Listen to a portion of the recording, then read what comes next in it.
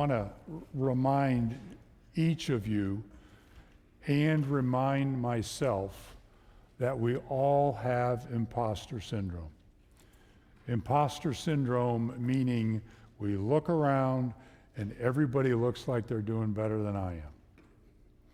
Or everybody is studying better than I am. And imposter syndrome is really enemy number one when it comes to preparing for an exam. So let me remind you of the fact that each and every one of you was admitted to medical school, that each and every one of you successfully completed residency, and that many of you, if you chose to do so, were accepted into fellowships. None of that would have been possible if you did not have the intelligence and the fortitude and the grit to move forward.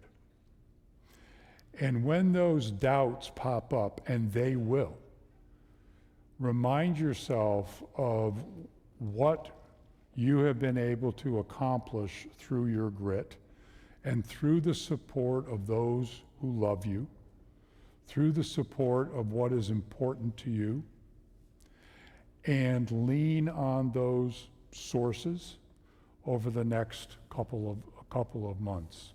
And when you doubt yourself, I would ask that you just remind yourself of where you're at.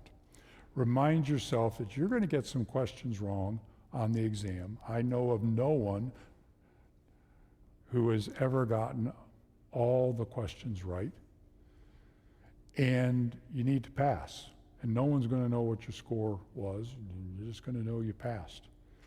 I've heard several of you say to me just in passing, you know I'm going to be a good doctor if I can just get through this darn test. You are absolutely right. You already are good doctors. Some of you have talked to me about fellowships that you have at incredibly great institutions. You didn't get there because you don't deserve it and you didn't work for it. So when imposter syndrome comes haunting you, take a break, call a friend, talk to someone. If you find comfort in prayer, pray. If you find comfort in meditating, meditate. If you find comfort taking a hike, take a hike.